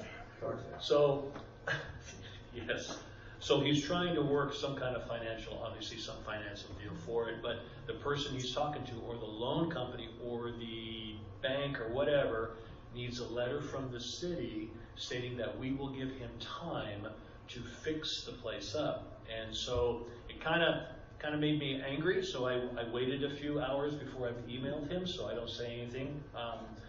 So I basically told him strictly that nothing's going to happen until I give him, until he pays the money. And then I said the council may allow you time to build the house, but the time they're going to allow you is probably not going to be that long because of all the history with this. They want this house fixed, right? So because of that, he said he would be willing to pay the fees and fines. And if he does, I will let you guys know, and I'll probably put the item on the agenda to see if you guys want to, now that he's paid, if you guys want to allow him to go ahead and the time to fix his house, since he has some skin in the game with it. But I told him he needs to pay this. He needs to pay this fine and fees prior to doing anything else. If he doesn't by March 4th, Phil and I are moving forward, and there's no looking back. He wanted 60 days, and I told him, sorry, council approved 30 days. So I'm in continuous conversation with him, so I just want to give you a quick update on our work. Thank you. You're welcome. Class and comp study, we went through that. Thank you guys for that. So it'll be back on the agenda on March 17th. We talked about Lancaster House. The RFPs, we're meeting with staff on 23rd. Once the 23rd is, all the RFPs are going to go out. They're set to go out for March. And then we'll get all the information as we go through. Soul Avenue. Oh, Soul Avenue. I told you guys before that the contractor did not want to give us a letter of compliance. So DEP said, okay, we'll let you give us a letter of compliance. I was never here when this project was going on. However, what they're asking for is, in your best judgment, Rick, you and your staff, do you feel that the contractor is in compliance? Yeah, I feel that. I'm good with that, right? We did have some issues with the project, but it wasn't a compliance issue where this particular one, so you have the contract and you have all these amendments and all these attachments, 1, 2, 3, 4, and they're all in there. And then you got the very bottom attachment 8A. So I had Harris look at it, I had Phil look at it. So Phil, bless his heart, wrote me a letter of compliance. So thank you, Phil. And basically the compliance language is literally 1 sentence. And it doesn't even go to 2 sentences. That's how small this is going to be. Yes, he complies. Yes, they comply with that. That's all they want. It's kind of like, come get us the letters, Rick, and we'll blah, blah, blah. So I'm waiting for Harris to give me theirs. So I'm going to put behind that and put a memo for me that, yes, in my opinion, the best of my knowledge, myself and staff, basically they went detachment AA. Once I get that from Harris, I will put it all together, put my memo together, and I will send them a package. I'm assured that this is the last thing they're going to want. And I will send our exhibit 1, I think it's exhibit 1, which is the request for payment number 1, which hasn't changed, and I've already submitted it 4 times. So I will do that. I say trying to be comical about it because it's literally been a nightmare just to get a reimbursement for the grant. So with that being said, that one I hope we'll be getting in a few weeks. It looks like way back in Irma we had some outstanding money because we did some extra work, and it's a long story. I don't want to get into the hurricane things with you guys again, but it looks like that they're moving forward with giving us the remainder of that one. I think it's about $140,000 outstanding. We've already been paid $260 or $280 for it, but it looks like, but I don't want to ever say we're going to get it because it never happens. It looks like we're going to get another $140,000. based on what we talked about in meetings that Tracy and I had with them, basically pleading with them and giving them more information and giving them some kind of document that says you're in compliance again. So it's all good. But I'm just saying that these things take so long and they're so convoluted and people change and things change that you just keep doing. The one we had great with was Hurricane Milton. Start to finish, 7 months, we got paid. So we're going to use that, try to use that model going forward. So I wanted to give you kind of an update just on that. Hurricane Ian, it's like watching paint dry. They will not say anything to us. They're still reviewing. So we're still in debt, and then we're working on a couple of those other things. So that's my report, and I'm done. Thank you very much. Thank you, Mr. Rudemecken. Moving on to the chief's report. So we had Arbor Day, I believe it was last weekend, correct? Good success. It was that event has grown from somebody handing out trees to, like the lady said earlier, to a well-vendor event, and maybe I don't think the city's heard, or the residents haven't heard about it as much. It just wasn't as big of one of our turnouts, and it's not specifically for kids, like we get the kid ones on Easter and stuff, but if you can, continue to push out some of those events, and as we grow these events, a lot of the special committee people have told me that, they're wanting to bring things to the table for new events. I don't want 100 events a year, so I don't need all of that, because I have to work every single one of them, but the more we can do different style events are always nice. Speaking of, we'll be at Pioneer Days this weekend. Our boat and our new officer will be out there, the one with paws and big floppy ears. She was highly requested during Arbor Day, but the girl needs some rest every once in a while. So she'll be out there handing out little trinkets and maybe some pigs with sunglasses on them. I was working on the dashboard, Commissioner Parton, that you had asked for. Moving forward, I think I have all those stats. Maybe next meeting I'm going to bring that, since we'll have a little bit more time. I didn't know how long this compensation plan was going to take, so I didn't want to push that on the meeting tonight. But I'll be able to present you the stats that I've gathered for all of last year per month, and maybe you guys can kind of pinpoint what you're looking for that dashboard. And like I said, it can be a growing dashboard. It doesn't have to be static, where we say we're only doing tickets and arrests. We can, as weird numbers pop up, maybe we add those. We get a core 4 or 5 of them on there, and then we put a outlier every month. That's something weird, so there's something new that happens. But I'll be bringing that to you for next meeting. Okay. And that's it. Way too much. Moving on to Public Works report, Mr. Price, how are you, sir? Just fine. Good evening, council members, mayor. Couple things. Hoffner Avenue delineators, right at the Wawa.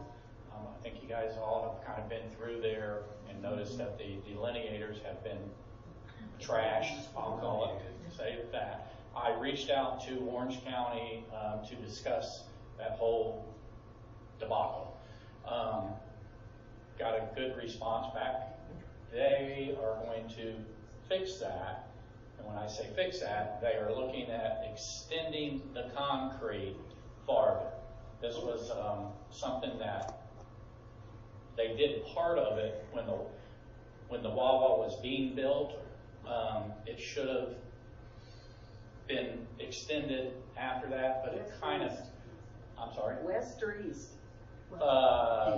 Going to the west. No, going to the west. Going extend it where the delineators are. Okay. They're looking at installing concrete barrier like what is there farther west is what they're looking at. I don't have a timeline because they, of course, as Orange County, they have to do a little plan. They have to get there, so I don't have a actual timeline on it, but I was assured that it is moving forward from with them, and the information came from a person that is going to do what they said they were going to do. It's a person that's on my Metro Plan board and so forth. So that's a good thing. I think that's going to alleviate a lot of that problem right there. Will it solve it? Probably not. You're going to have people that do whatever anyway, but I think it's going to alleviate a lot of that.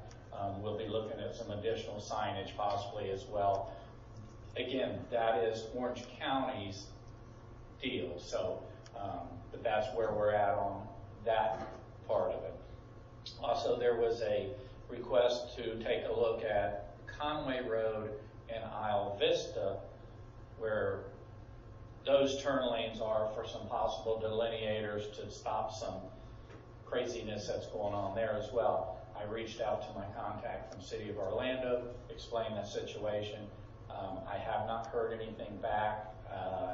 I will see that person next week, so I'm going to follow up in person with them to see kind of where we're at on that. City of Orlando is a little more difficult type deal, but hopefully it's at least it's out there.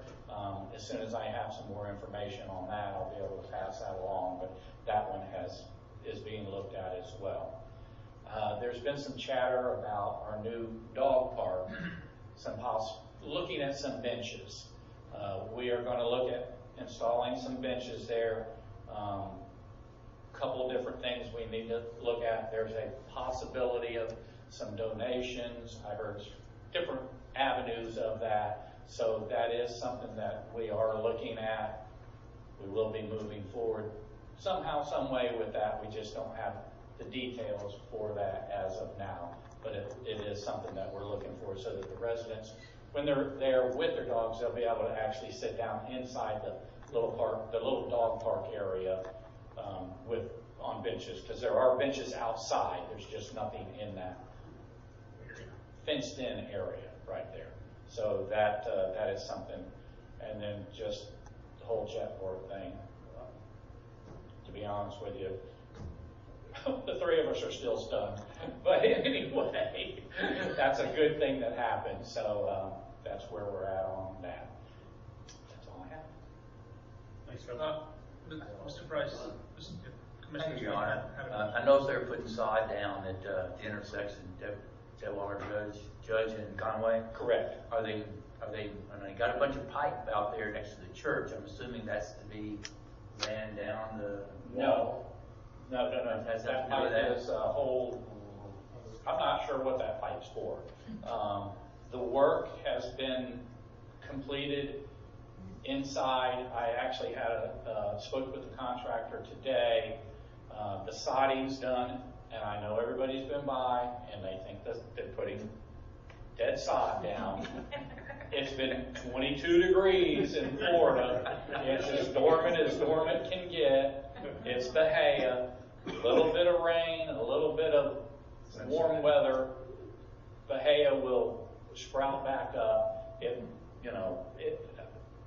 It's their deal, but I'm pretty sure that it's going to come back. So, the calls have been in left and right. They don't understand why they're putting dead sod down. It's not dead, it's dormant. There's a difference in that.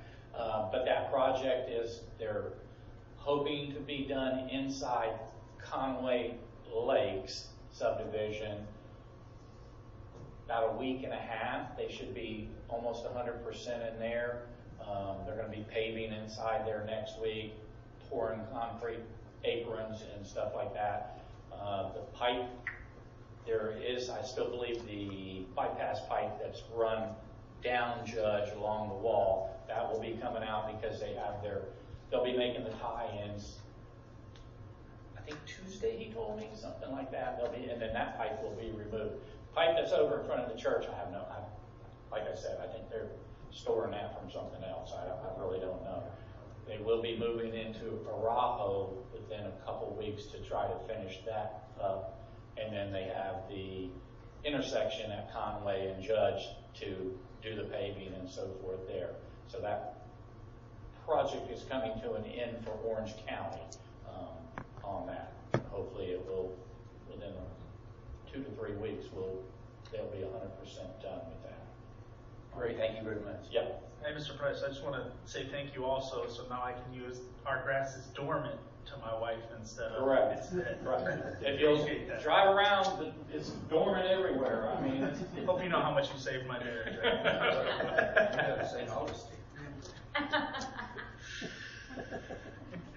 It's not necessary.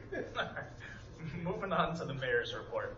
I apologize that I've been a little foggy tonight. It's been a week and a half at work, so thank you for everything you guys have done. Thank you, Chief, for you and Tracy for going through the compensation study. I know how insanely data-driven those things are, and how when you look at them, your mind goes, what now? So I appreciate you guys looking into that and moving forward with what needs to happen, whatever comes of it. I appreciate all the work that you put in for it. Certainly, I can you as well for allowing them to do the work of the city for the city. I know I reached out to Miss Yolanda this week concerning audio and video from P&Z. I was looking into just some stuff I was researching, and there wasn't any published. I would like to see that stuff back on the website if possible. I do think some people do utilize it. I don't know how many utilize it, but I know I really wanted to kind of hear what was said during the meeting. So I just want to make sure that we're making sure that everything that's on our website is completely transparent to everybody in our city who may want to go back and look at meeting notes from 4 years ago at this point. Not that anybody does, I'm just saying in general. I would like to make sure that it's all accessible for whatever that's worth. Chief, thank you for all your staff does. I've gotten a ton of kudos from a bunch of people who don't even live in Belle. I had a couple friends who pulled over and they were very courteous. They let me know what I did wrong. I was like, well, I'm not helping you, but I appreciate everything you guys do. Mr. Price, thank you for keeping up on all the stuff that mimics outside of our city, that looks outside of our city, even though it's on the edges. And I mean, you always are able to get some answers for us or help us with the answer to it, so it's much appreciated. Same goes to Miss Yolanda, Miss Tracy, all the city staff. It's greatly appreciated, all the hard work that you guys put in. It takes it to run. So I'm extremely grateful for all of you. Thank you to all of our citizens as well. I'm glad that Arbor Day went off without a hitch. Everybody that I heard from said it was fantastic, and I do apologize for not being there this year. So moving off of my soapbox, I'm going to let you guys move on to the Commissioner's report. Commissioner Bertoli. Thank you, Your Honor. I'd just like to say that, thankful for everybody's effort to make the city move along. The only thing that bothers me is we did not have TV coverage tonight again. I'm not saying it's our fault that we don't, what's wrong, but it is our fault for not getting it fixed, not getting it addressed, and it needs to be addressed, in my opinion. Thank you. Thank you, Commissioner Bertoli. Commissioner Bobrowski. No report. Commissioner Shuck. Well, I just like to say, in listening to the compensation study there, when you try to compare, for instance, I'll pick on Tracy. Titles, or maybe titles finance director, finance manager, whatever, and you try to compare that with a larger city. Well, in a larger city, the finance director will probably end up delegating these things that come up that aren't expected. They'll be delegating it to somebody else. Whereas Tracy, the chief, Yolanda, our whole staff, we don't have that luxury, and I don't think we really appreciate all the jobs they do or all the things they do that don't necessarily always fall within the job description. So I really appreciate how you guys keep our city running the way you do. And thank you for it. Thank you, sir. Commissioner Lance. Yes, sir. The chief mentioned it, Pioneer Days Festival at Cypress Grove Park, Saturday and Sunday. 86 degrees on Saturday, 79, 80 degrees on Sunday. And there's a lot of stuff to do for children and families. There'll be some good food there. This year we'll actually have Old Dixie fried chicken on Saturday. There's a church that's doing a fish fry Saturday and Sunday, and also soul to soul barbecue on Sunday, and of course the soft serve ice cream and camel toes, tacos, and some others. So, and I want to talk about that because I'm in charge of the food. So, anyway, there's going to be a lot to do, a lot of fun, and a lot of music, a lot of bluegrass and country music. storytelling and things like that, so. Thank you, Commissioner Lance. Commissioner Lowell. I've never had that fried chicken, I might have to. Oh my goodness. I know, Well, I know. What? I knew I was gonna get her I grew up on that chicken. It is for sale. It is, the company is I for wanna sale. buy it, can I just try it first? Some people buy it. It's not gonna be a very profitable business. I'll just park it behind my house. Commissioner Lowell, sorry. Please continue. I'm good, I just wanna say thank you, obviously, to everybody and everything that went on and the work that was done into the compensation plan, greatly appreciate it, and, that moves our city forward, so thank you. Commissioner Smith. Thank you, Your Honor. I had a resident contact me about a neighbor of his dropping bags of dog poop in his